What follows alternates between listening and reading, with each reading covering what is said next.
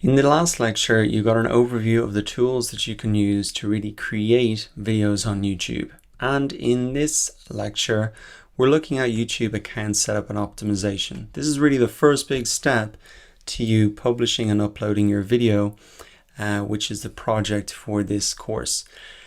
I think this is going to be a very helpful lecture for you if you haven't set up a YouTube account yet, or even if you do have a YouTube account set up, which you use for personal use. This is really going to show you how to set it up so you can publish videos and link them and drive traffic back to your website. I've split it up into two different parts here. Firstly, the essentials. These are the things you must do, and these are really the optionals. If you have time, you can go ahead and do these. The first thing you might be wondering then is, how do you set up a YouTube account? Well, it's very simple. You just come into YouTube. In the top right hand corner here, you'll see sign in, and then you can just really create an account. It's that simple. I have already got an account set up here. This is just my personal account. This is the same account that I use to watch YouTube videos, and you can also see here that I can upload videos as well. So this account is in my personal name. I've had it for years, and I've only started to upload maybe in the last year. So it's the same account. You don't need any special permissions to upload videos. It's the same account that you use to watch and upload as well. Now, one question you might be asking yourself after you create a YouTube account in your name is, should you have a business channel or just post videos on your normal account? And I've included a link here. And really what you can do if you want is come down to all my channels, and you can create a different channel if you want. You can create a channel that's in your business name. Now, you might want to do this if there's a lot of employees in your company and you want to have a standalone brand and people can work on it. Or if you're like me, where the brand is my name, I'm just going to stick and keep posting on my personal account here. Now, one thing you should note if you are considering adding a channel for your business here is that the subscribers will not transfer automatically between accounts. So if you post a video on this new account, this new channel here, then these subscribers will not be notified, and vice versa. So if you're just getting started, probably the best thing is just to set up in your personal name, and you can always create a new channel later on if you want. Now, once you've set up your channel either in your personal name or business name, the next thing you want to do is add a channel icon and associate your website, and we can actually get both of these things done here in advanced settings. So you can just click on the link to open that up and close some of these pages down, and you will see here that you can add in the icon here. For me, it's just my profile picture, nothing very amazing about that. But it is important to have a profile picture or an icon for your business because it gets a lot of visibility on YouTube. And let me show you an example here. Your icon really comes up and the name of your channel comes up right underneath the video. So it gets a lot of visibility there. But also if you comment and respond to comments on your own videos, and even if you comment on other people's videos, this is really what people see. So it's important that you have an eye-catching icon or profile picture here. And if it's a face, I'd really encourage you to get tied up on the actual face itself. Or if you have some sort of logo, at least something that is readable even for a size that's this small. So that's really the test you want to be making. Is it really readable even when it's this small? Because that is really how it appears on YouTube as well. So that is the channel icon. It gets a lot of visibility. It's your profile picture channel icon.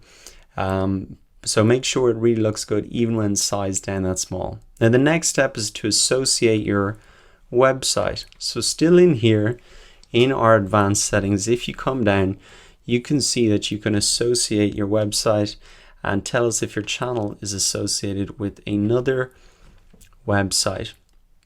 And the reason this is important, and there's more information about it here, is that if you want to link to your website from your videos, so if you want to send people back to pick up that free ebook, if you want to send people back to your blog post within your video, etc., you need to actually associate your website. So inside your videos, you can actually only link to your own website.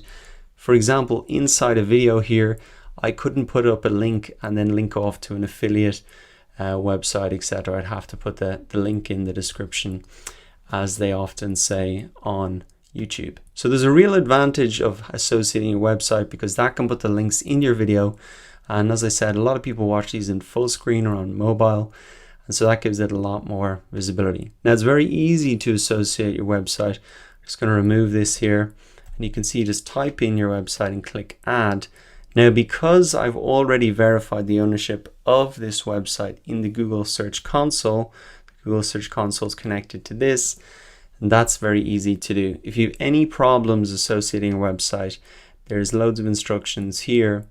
This is just in the link there. So that's a really must do, because it allows you to link back to your website. So those are the essentials: creating a name, setting up your account, putting in your own name or a business name, adding that channel icon because that gets huge for the visibility, and then associating your website. Now these are some of the optional things, and we're really doing this in the advanced settings here. You can see that you can add an AdWords account if you want to advertise on YouTube. This is really where you would do that. We're not going to do that in this course, but that is something to do, really, especially if you're advertising. Now the next thing that's on the list is linked to Google Analytics.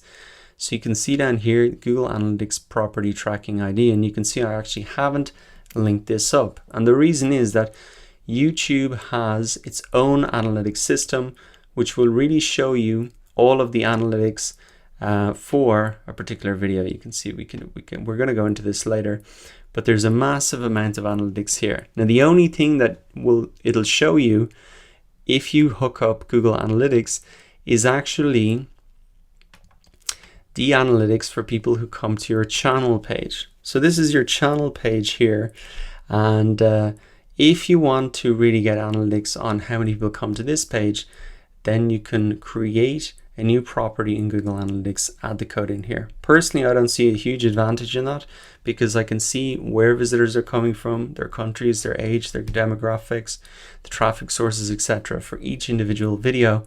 And personally, I think that's more beneficial. But I think that often raises questions, why should I be adding it in there? So I hope you understand now it's only really for the channel page. Now the final thing you might want to do is to add in some YouTube channel art. So you can see here that I actually haven't got any art here. It's just kind of a black and white background. And the reason I haven't done it is because it takes a lot of time to come up with something good and appropriate. And if your idea is evolving, you might not have this perfect now. And as well as that, your channel doesn't really get a lot of visibility. People don't come really directly to your channel. They come to the blog posts, or they come to the individual videos, or if they are on their YouTube homepage, they'll just see the notifications here. So nobody really needs to come to your channel, but if you do have time and you're getting quite serious on YouTube, adding channel art is a good idea. And what you can do is use this tool, canva.com. It's got banner templates that you can just really copy and paste and use. And if you come into create a design here, you can scroll down here to social media and email headings. You can see there's a YouTube channel art template. This is the right size that you can really use. You can create a design in here. And this is very easy to use. You can just copy and paste it in. Some of these are paid. You might have to pay, let's see, there could be $1 or something charged for these. But I think there are some free ones here. Look, there's some free ones here. You can change the text very easily, and then you can download it. You probably want to download an image for the web, JPEG size, just a little bit smaller. Download that, and then you can upload that into your ad channel art. There's also probably a lot of services online on Fiverr.com, etc. that will help you design this if you really want to make it look professional. That really wraps up then setting up your YouTube account and optimizing it. Really, these are the essentials. These are the optionals that you can do. So that is the first step to uploading a video. Make sure that you've got that set up. And then in the next video, we'll get on to quite an exciting part, is really keyword research. Find out what your target audience are searching for,